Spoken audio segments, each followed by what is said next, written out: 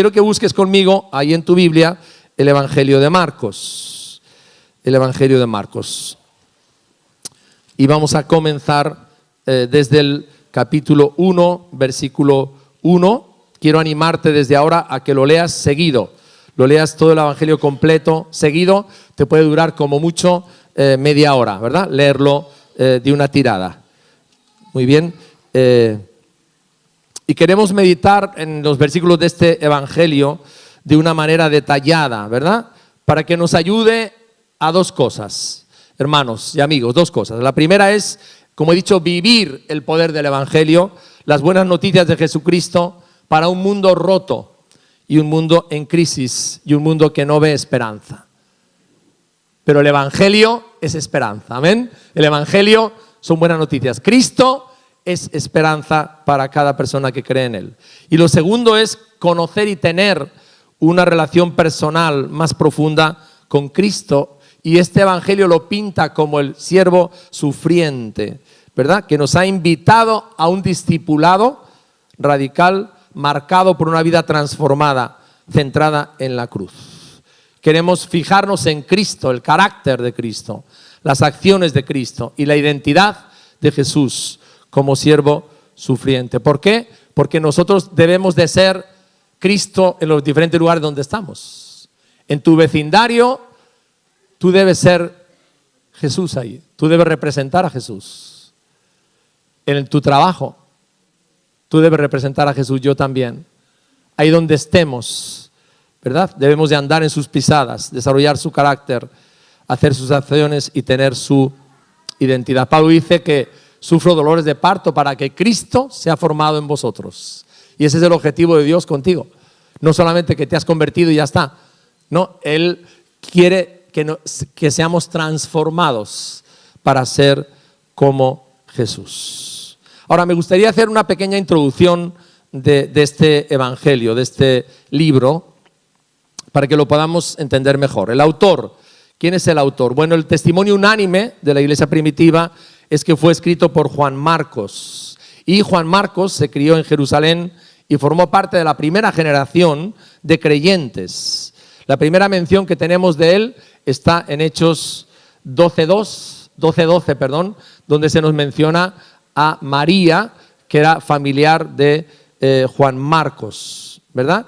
Y él, como sabéis, acompaña a Pablo y a Bernabé en su primer viaje misionero, pero él se raja en el viaje. No sé si le entró mamitis o qué fue lo que le pasó a Marcos, pero en la mitad del viaje dijo, no, me voy, ¿no?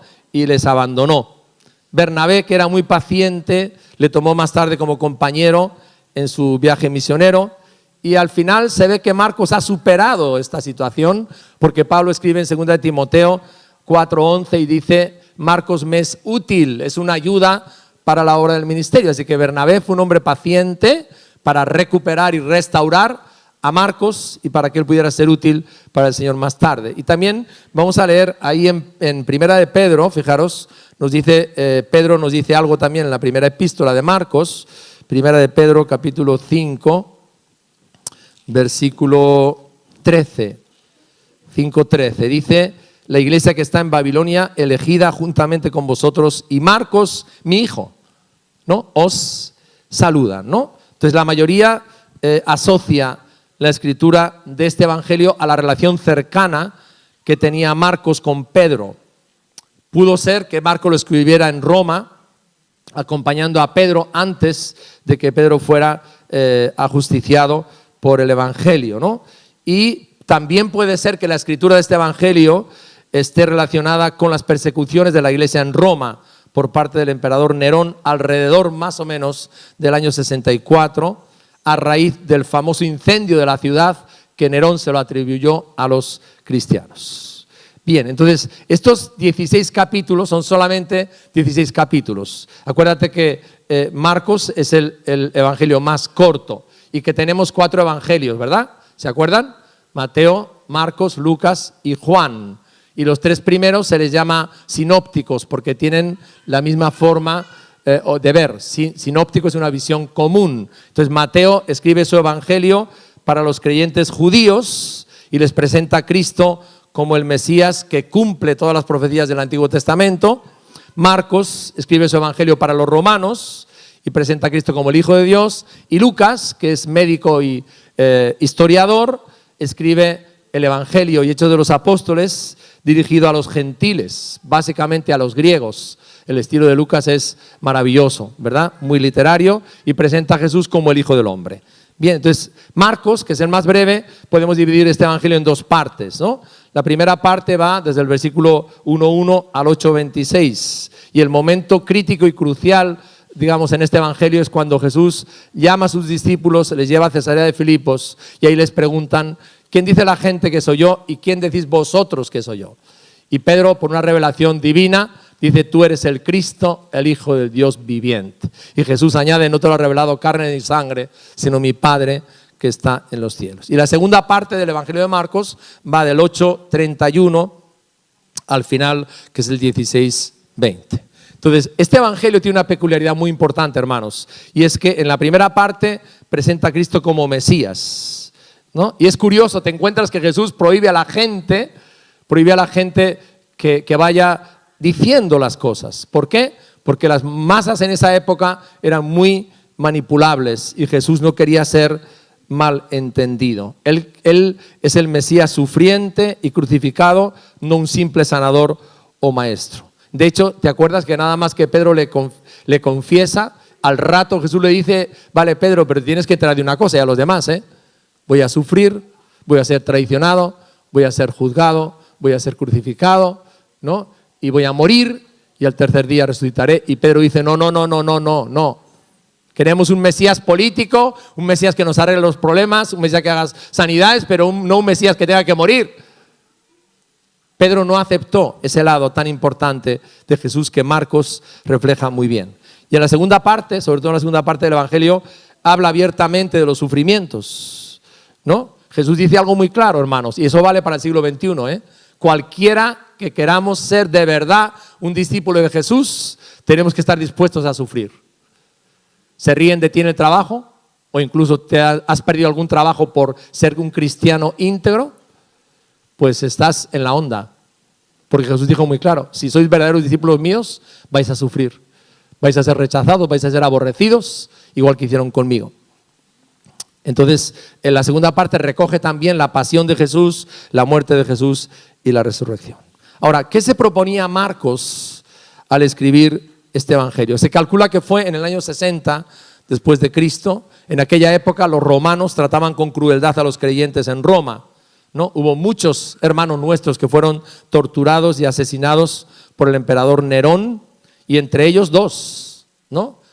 Pedro y Pablo murieron en esa época, ¿verdad? Por causa de Cristo Jesús. Entonces, Marcos escribe este evangelio como una respuesta pastoral a este tiempo de persecución a los creyentes en Roma, ¿no? Quería fortalecer su fe, fortalecer los fundamentos de su fe, ¿no?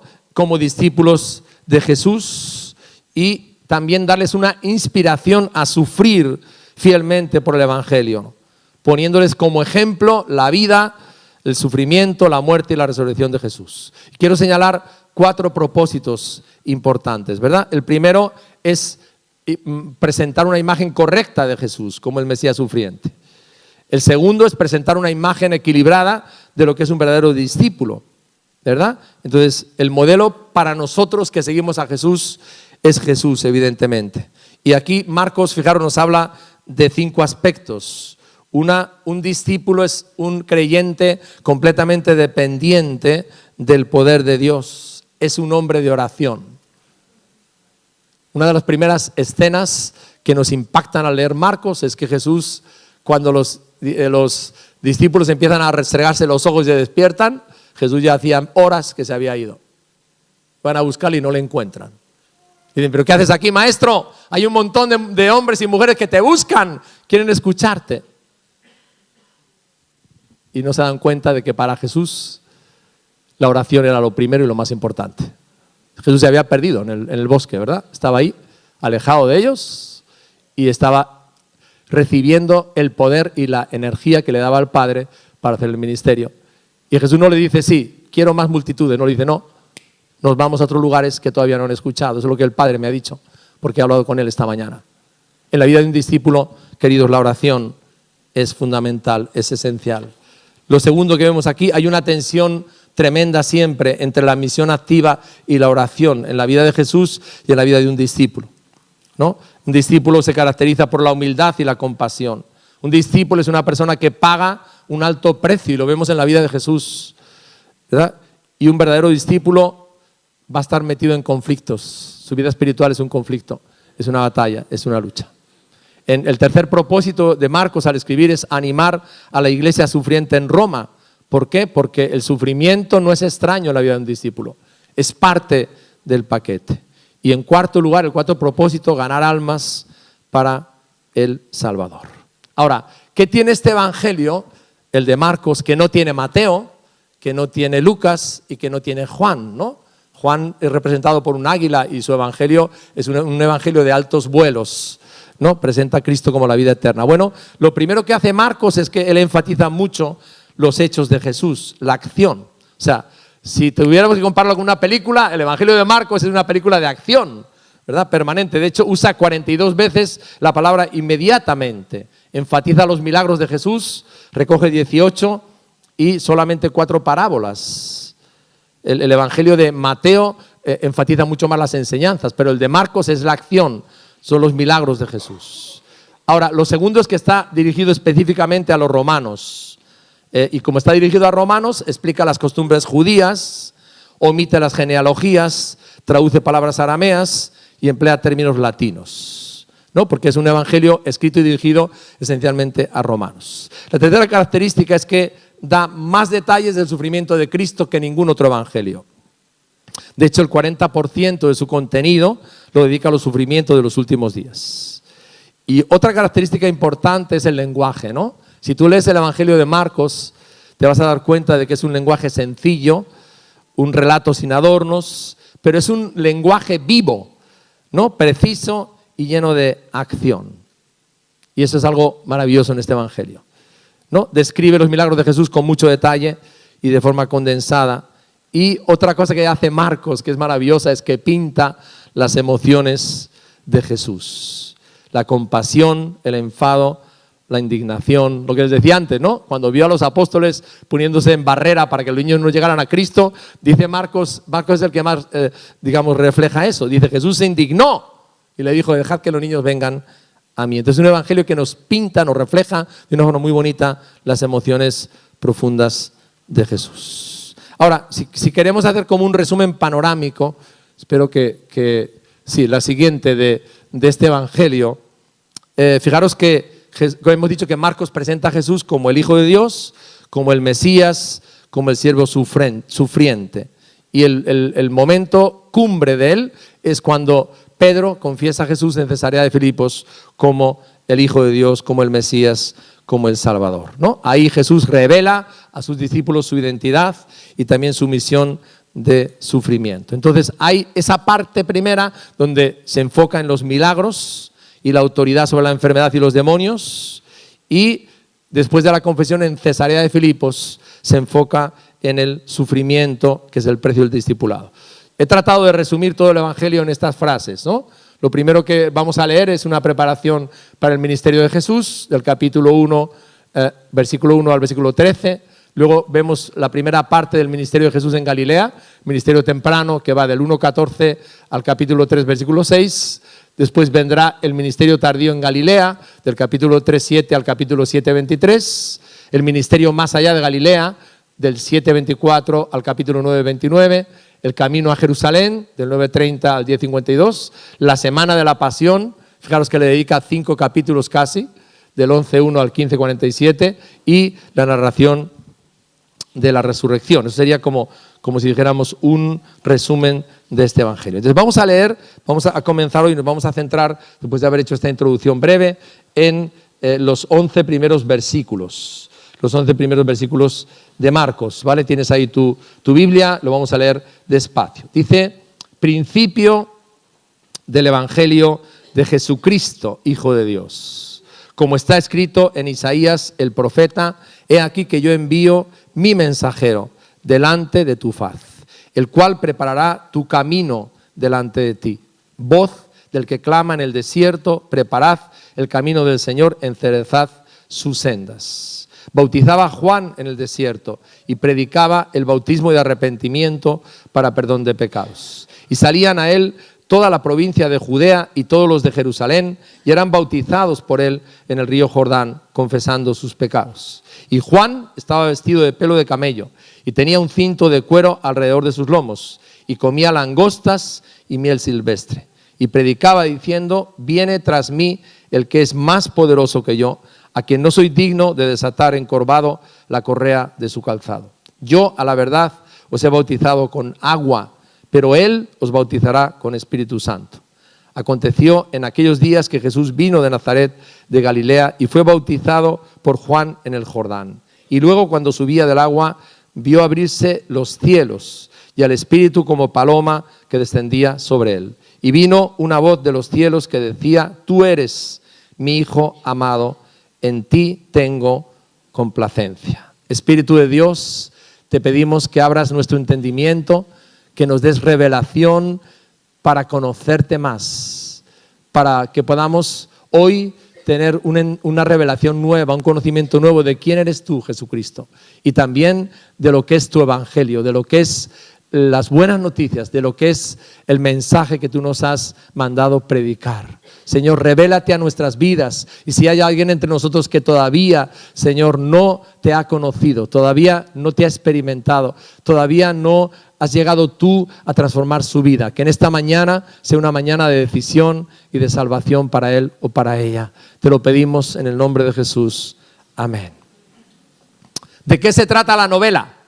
Esa es la pregunta que hace una persona cuando no ha visto la novela o no ha visto la película, ¿verdad? Entonces, como hemos dicho, este evangelio es un evangelio de acción, es una película de acción sobre la vida de Jesús, donde 42 veces Marcos dice inmediatamente, ¿verdad? Entonces hay cuatro aspectos que quiero ver de una forma sencilla con vosotros. La primera pregunta, evidentemente, que sale del versículo 1, porque dice aquí Marcos: principio del evangelio de Jesucristo, Hijo de Dios, ¿verdad? ¿De qué se trata la novela? ¿Quién es Jesús?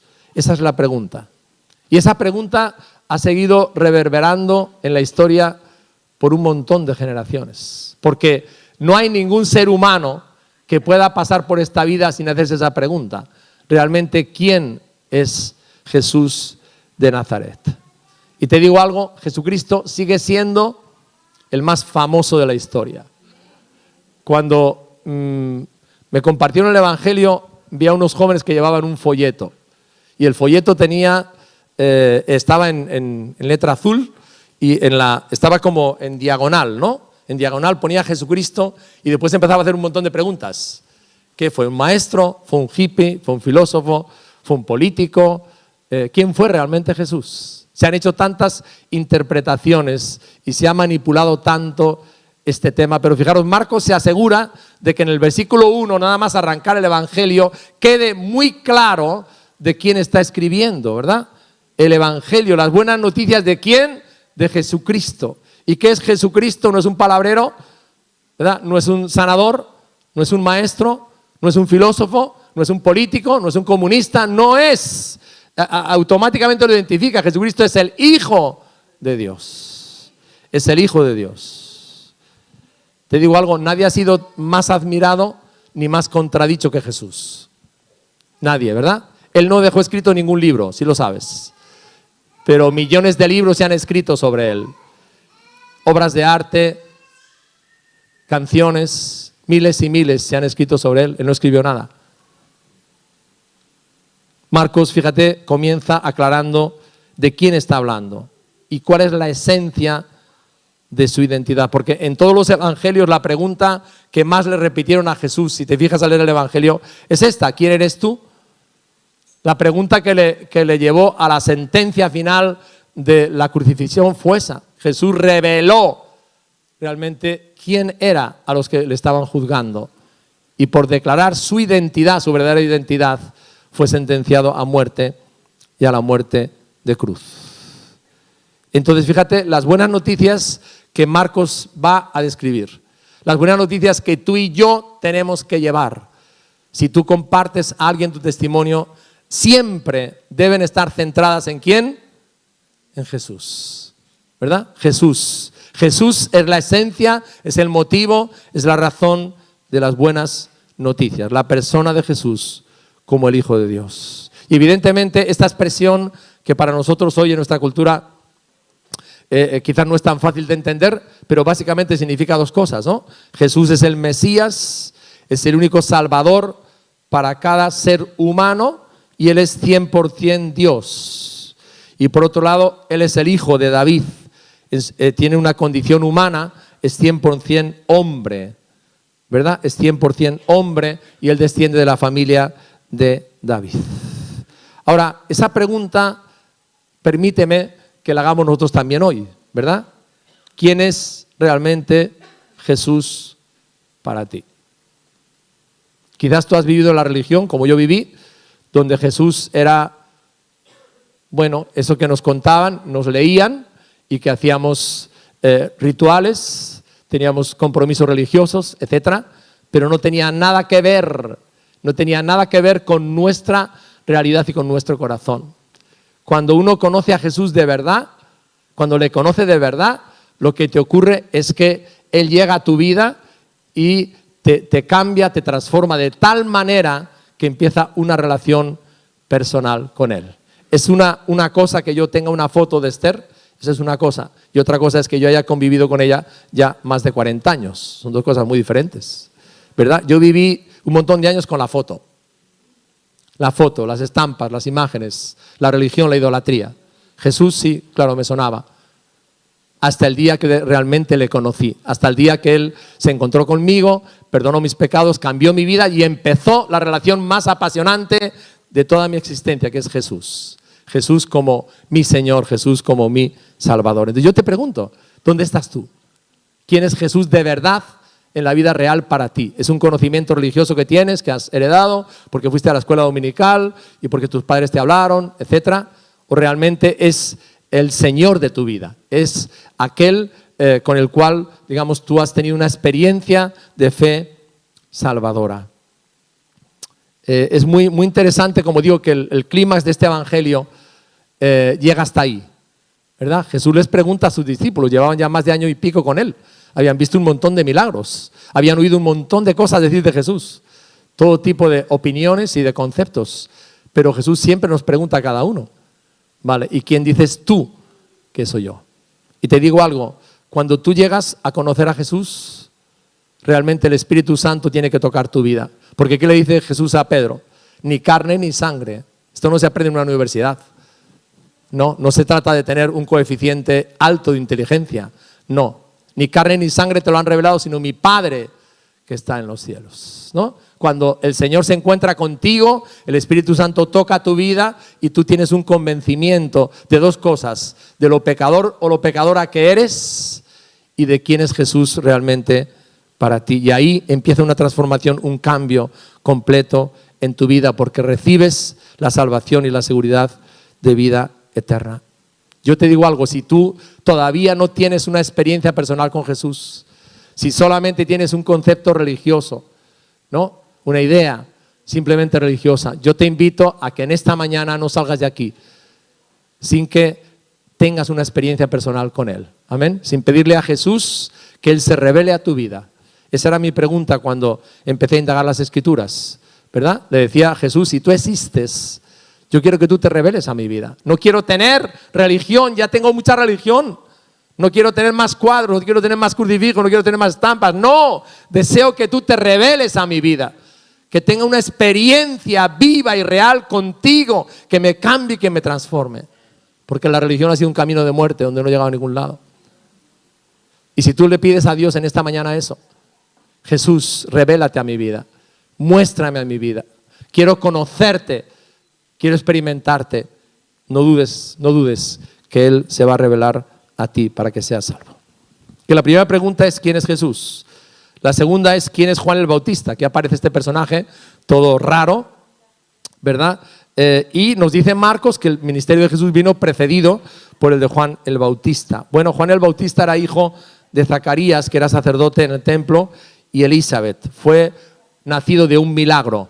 Dos viejitos que no podían tener familia y de repente Dios les dio un hijo, nada menos de este calibre, ¿verdad? Fue llamado por Dios para anunciar la llegada y el ministerio de Jesús a su pueblo de Israel, y ahí hemos leído, vivía de una forma muy rara, muy austera, ¿verdad? Porque dice aquí, nos dice aquí que, a ver si lo encontramos,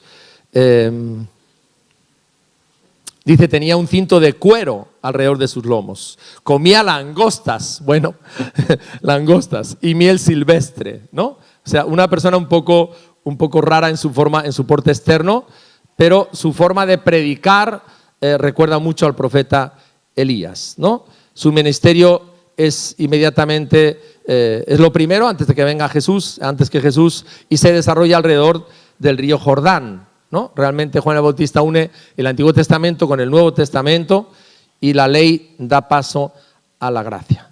Y con Juan el Bautista, para que lo entendamos en términos de hoy, lo que se produjo fue un avivamiento. Se produjo un avivamiento. Él llegó al Jordán, empezó a proclamar ese mensaje nuevo y revolucionario del arrepentimiento, de la vuelta a Dios, y dice que cientos y cientos de personas de Jerusalén, Judea, de todas las partes, venían al Jordán y respondían al mensaje. El pueblo sencillo respondió al mensaje, ¿no? Eran bautizados en el río Jordán mientras confesaban sus pecados. Realmente fue un avivamiento, fue un tiempo de avivamiento previo, ¿no?, a que Jesús comenzara su ministerio. Y lo que llama la atención, y es actual hoy, es que Juan el Bautista hizo un llamado radical al arrepentimiento como la mejor manera de recibir al Mesías. Jesús no viene a tu vida simplemente para que seas una mujer mejor, un hombre mejor, un marido mejor, un novio mejor, un trabajador mejor. No, ¿verdad? Todo empieza con esa palabra, arrepentimiento. Tú necesitas a Jesús hoy porque estás muerto en tus delitos y pecados. Y estando muerto en tus delitos y pecados, tú no puedes mejorar, ¿verdad? Por la situación espiritual que tienes. Estamos muertos en delitos y pecados, y lo que necesita un muerto es una resurrección. Y Juan el Bautista está diciendo, a menos que empecemos el camino en su lugar, en el arrepentimiento, ¿verdad? No podéis entrar en el reino de los cielos. La mejor preparación para recibir a Jesús hoy, tú, es que estés determinado, estés decidido al arrepentimiento. Que le pidas a Dios que obre con su Espíritu en tu vida y te traiga una convicción de que eres pecador. No de que eres bueno, de que no haces mal a nadie, de que eres una persona que cuida el ambiente, eres muy ecológico, no. Que el Espíritu Santo traiga a tu vida una convicción de que realmente eres pecador y de que estás muerto en tus delitos y pecados. Y entonces necesitas, para experimentar una nueva vida, el arrepentimiento. El arrepentimiento, ¿verdad? Era el mensaje radical de Juan. Arrepentimiento y confesión de pecados. Es decir, que el pecado, no digamos lo hace todo el mundo, soy como los demás, donde va Vicente va la gente, sino que veamos el pecado como Dios lo ve. Y lo que es pecado, hermanos, está escrito en la palabra y no ha cambiado, ¿verdad? Las filosofías cambian, la ciencia cambia, pero lo que Dios ha establecido no cambia. Y lo que Dios ha dicho que es pecado sigue siendo pecado. Así que Juan desafiaba a la gente de una forma radical al arrepentimiento, a dar la espalda al pecado y a tener un cambio en mi forma de pensar respecto al pecado y respecto a Dios, un cambio de vida.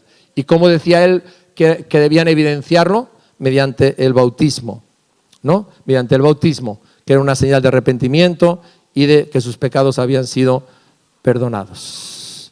Y de ahí él les hablaba acerca de Jesús, ¿verdad? Él dice, detrás de mí viene otro que es más importante que yo, que es el Mesías, es el Salvador, es el Cordero de Dios que quita y limpia el pecado de cada persona. Él lo señaló, he aquí, ahí tenéis al Cordero de Dios. Él es el que quita el pecado de cada persona, la que limpia y le hace una persona nueva. Y quiero decirte algo, hermano, el Señor nos ha hecho a nosotros heraldos y mensajeros como Juan el Bautista, no para hablar de nosotros mismos, no, sino tenemos que hablar de Jesús, tenemos que apuntar a Jesús, tenemos que llevar a las personas a Jesús, ¿no? Y poner nuestra vida como una vida transformada por Jesús, ¿no? Con este mensaje sencillo, arrepentimiento y confesión de nuestros pecados. Cristo y solamente Jesús es el único Salvador que nos limpia del pecado y nos transforma continuamente. Amén. Solamente Jesús es el que nos transforma y el que nos cambia. Bien, así que la primera parte que plantea Marcos aquí es quién es Jesús. La segunda parte es quién es Juan el Bautista con su mensaje de arrepentimiento. Lo tercero que resalta Marcos es que Jesucristo bautiza con el Espíritu Santo. Fíjate conmigo en el versículo 8. Yo a la verdad os he bautizado con agua. ¿Y qué va a hacer el que viene detrás? Al cual todo el mundo estaba esperando. Él os bautizará con el Espíritu Santo, ¿verdad? Es decir, estos días que estamos viviendo, estos últimos días que han empezado con el nacimiento de Jesús, van a tener una característica que no han tenido los días anteriores, ¿verdad? Y es que Jesús inaugura el reino de Dios, empieza un nuevo tiempo que se va a caracterizar por el derramamiento del Espíritu Santo. Y quiero que lo leamos en Hechos, porque Pedro, predicando a la multitud, les explica esto, ¿no? En Hechos capítulo 2, versículo 17 al 24. Dice, en los postreros días, repito, que han comenzado con el nacimiento de Cristo, dice Dios, derramaré de mi espíritu sobre toda carne, no solamente sobre los sacerdotes, el profeta y el rey, que eran los tres ungidos. En el Antiguo Testamento solo 3 personas tenían el Espíritu Santo, la unción del Espíritu Santo, ¿verdad? El sacerdote, el profeta y el rey. Dice, no. Viene un tiempo donde yo derramaré de mi espíritu sobre toda carne, sobre todas las personas. Vuestros hijos y vuestras hijas profetizarán, vuestros jóvenes verán visiones, vuestros ancianos soñarán sueños, y de cierto sobre mis siervos, toda clase social, y sobre mis siervas en aquellos días derramaré de mi espíritu y profetizarán, ¿verdad? Es bien claro aquí lo que la palabra de Dios habla de estos últimos días. Con la venida de Jesús comienza una nueva era, un nuevo tiempo, ¿no? El reino de Dios se acerca, empiezan los últimos días. Por tanto, cada persona creyente es llamado a experimentar esa llenura, esa plenitud, ese derramamiento del Espíritu Santo que, según vemos en Pentecostés, ¿no? Tuvo una señal, una evidencia externa, y es que hablaban una lengua que no conocían, que era la lengua materna, ¿no? Jesús dice que es el regalo del Padre para cada creyente en Jesús. Es una parte integral y esencial del Evangelio y de la vida cristiana, y el Espíritu Santo nos da el poder para ser testigos y para vivir una vida plena. Fíjate en Juan capítulo 7, aquí lo tenemos. Jesús lo dijo, el que cree en mí, como dice la Escritura, de su interior correrán ríos de agua viva. Y esto dijo del Espíritu que había de recibir los que creyesen en él, pues aún no había venido el Espíritu Santo, porque Jesús no había sido aún glorificado. Amén. Entonces mi pregunta clara y directa es esta: para ti que eres creyente ya, para ti que eres un discípulo, ¿has recibido ya el bautismo del Espíritu Santo? ¿Realmente ha habido en ti una mano extendida de decirle al Señor, Señor, ese don, ese regalo que tú tienes para mí, lo quiero experimentar en mi vida, ¿verdad? Y eso es algo muy importante que tú te preguntes en esta mañana, ¿no? El Señor quiere darte ese don, quiere darte el regalo. Es para todos. Él no hace distinciones, ni de edad, ni de raza, ni hombre, ni mujer, ni griego, ni judío, no, es para todos. Y la palabra lo dice muy claro, para todos los que han creído en Jesús, evidentemente. Y si tú ya lo has recibido, estás fluyendo en el Espíritu, estás ministrando en los dones, estás dejando que Él te use, es muy importante. Y el cuarto aspecto que aparece aquí es el bautismo en agua, ¿verdad? Nos damos cuenta de que Jesús vivió más o menos 30 años en un pueblecito donde nadie le conocía, que era Nazaret, aproximadamente, ¿verdad? Y ahí se sujetó a sus padres y se preparó para su misión, ¿no? Él aparentemente fue al Jordán como todo el mundo, como uno más, ¿verdad? Para pedirle a Juan que le bautizara. Pero cuando Jesús sale del agua, pasa algo extraordinario, ¿no? El Padre y el Espíritu Santo dan testimonio de la identidad de Jesús. Acuérdate, ¿quién es Jesús? La identidad de Jesús. ¿Y qué dice el Padre del cielo? Este es quien, mi Hijo amado, en quien tengo complacencia, a Él oíd, ¿no? Marco nos dice que cuando nos presenta a Jesús en el versículo 1, que Él es el Hijo de Dios. Y el Padre, desde el cielo, con una voz audible que dice: este es mi Hijo amado, en el cual yo tengo complacencia, y a Él, ¿verdad?, a Él oíd. Y el Espíritu Santo hace acto de presencia también y desciende sobre Jesús en forma de paloma. Ahora yo te pregunto algo: ¿Jesús había hecho algún milagro en este momento, según el relato del Evangelio? ¿Había hecho algún milagro? Ni uno. Bien, entonces, cuando el Padre dice eso de Jesús, desvela su identidad y desvela que el Padre está agradado y satisfecho y feliz con Jesús, ¿verdad? Es en base simplemente a su identidad, no a lo que ha hecho. Y este es un área de nuestra vida cristiana donde muchas veces tenemos que crecer, ¿verdad? ¿Por qué? Porque queremos ganar el aprecio de Dios por nuestras obras. Y acordaros lo que la palabra dice, que somos salvos por la gracia, no por obras, para que nadie se gloríe. Y hermanos, es una escena que siempre me ha conmovido mucho, ¿no? Jesús está ahí como uno más, sale de las aguas, pero el Padre y el Hijo se manifiestan, se revelan a las personas que están ahí y dan testimonio de quién es Jesús, de la identidad de Jesús, ¿no?, y de la valía de Jesús. Y esa identidad y esa valía es como la tuya y la mía.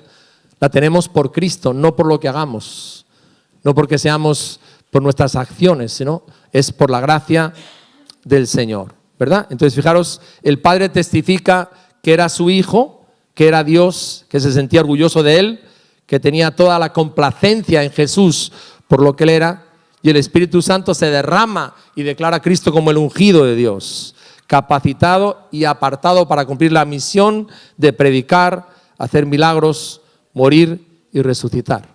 Porque eso dice Hebreos, que mediante el Espíritu eterno Jesús ofreció su vida como sacrificio una vez y para siempre, ¿verdad? Entonces el Espíritu Santo tuvo un papel completamente absoluto, ¿no?, en la vida de Jesús. Y también hay una lección aquí importante, ¿no? Estamos viviendo un tiempo en las iglesias cristianas donde hay gente que está cuestionando la Trinidad, ¿verdad? Jesucristo es Dios, el Padre es Dios, el Espíritu Santo es una energía o es Dios.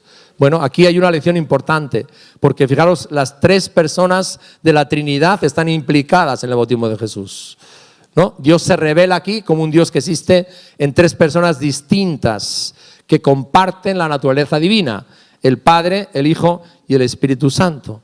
Ahora, Dios es un solo ser, es una pluralidad de tres personas distintas e identificables, pero no separadas. Las tres no son tres dioses, sino tres personas unidas en una manera tan completa que forman el único Dios eterno y verdadero. Y tanto el Hijo, ¿no?, como el Espíritu Santo poseen atributos que solamente pueden aplicarse a Dios. Ninguna de las tres personas fueron creadas ni hechas, sino que cada una existe de manera intrínseca con sus atributos, poder y gloria desde siempre. Esto es lo que llamamos, ¿no?, la Trinidad, lo que creemos como cristianos acerca de Dios, ¿no?, en tres personas: Padre, Hijo y Espíritu Santo. Y aquí en concreto vemos una manifestación clara, ¿verdad?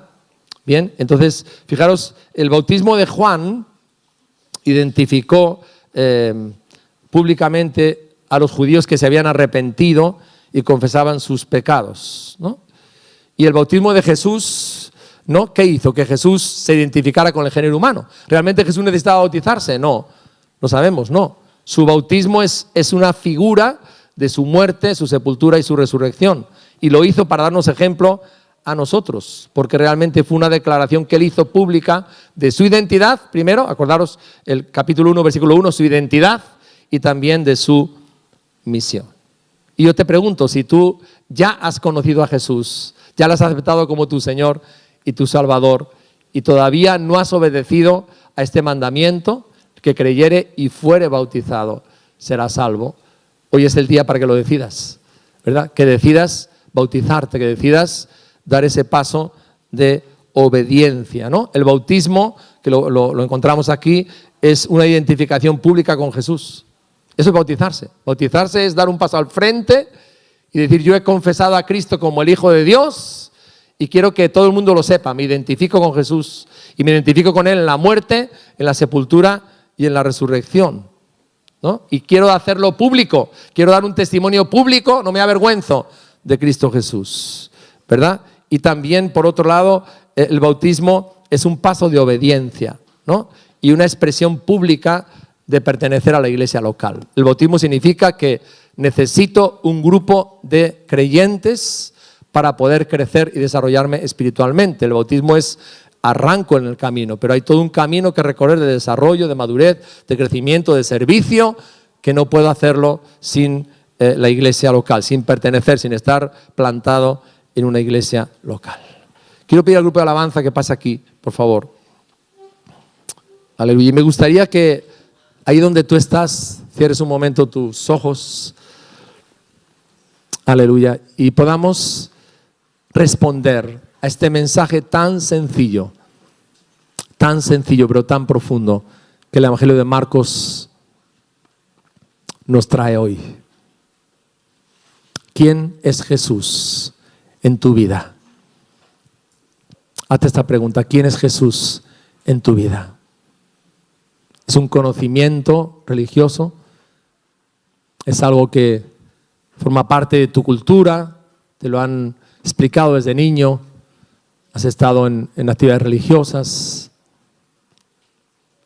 ¿Para ti es un buen maestro? ¿Tiene mucha ética de alto nivel? ¿Tiene reflexiones profundas? Pero la pregunta es: ¿has llegado a encontrarte personalmente con Jesús? ¿Has llegado realmente a conocerle íntimamente en una relación personal con Él? Yo te quiero invitar hoy a que des este paso, a que puedas conmigo decírselo de una forma sencilla y expresarle tu deseo de conocerle. Y tu decisión de aceptarle a Él como lo que Dios dice que es. Eso es confesar, es decir, lo mismo que Dios dice de Jesús. Y el Padre dijo que este es mi Hijo amado. Jesús es el Hijo de Dios. Jesús es el Mesías. Jesús es el Salvador. Jesús es el Cordero de Dios que perdona nuestros pecados. Jesús es el que nos cambia y nos da una vida nueva. Jesús nos da la vida eterna. Solo Jesús. Él es el camino, Él es la verdad, Él es la vida, Él es la luz del mundo, Él es la puerta, Él es el pastor de las ovejas. Eres el todo de Dios para cada una de tus necesidades. Jesús, Él está aquí en esta mañana, Él te ama, aleluya, Él te ama a ti, Él te conoce, aleluya, Él te ha buscado durante tanto tiempo. Y hoy que estás aquí delante de Él, Él te está invitando, aleluya, a que decidas entregarle tu vida, conocerle, aleluya, empezar una nueva vida con Él, tomar la determinación de arrepentirte de todos tus pecados, aleluya, confesarle a Él como el Hijo de Dios. Y eso es a lo que te invito ahora mismo. Estamos orando juntos, estamos con nuestras cabezas inclinadas. La presencia del Señor está aquí en medio de nosotros para salvar, porque su brazo no se ha cortado para salvar. A lo mejor tú dices: no, pero mi caso es diferente. La he embarrado demasiado en mi vida. Me he alejado tanto de Jesús. Son tantos los errores que he cometido. Aleluya. Su sangre te limpia hoy de todo pecado. Aleluya. Él está aquí para perdonarte, para sanarte, para transformarte, para cambiarte. Jesús está aquí. Aleluya, gracias Jesús. Y quiero que, si tu corazón hoy le quiere conocer, que hagas esta sencilla oración conmigo. Aleluya. Señor Jesús, gracias porque me amas. Hoy reconozco que soy una oveja perdida, que me he extraviado haciendo lo que yo quería. Perdóname porque soy pecador. Me arrepiento de todos mis pecados y vengo a ti. Sálvame, perdóname, límpiame. Creo que tú eres el Hijo del Dios viviente. Gracias, Jesús. Gracias, Jesús.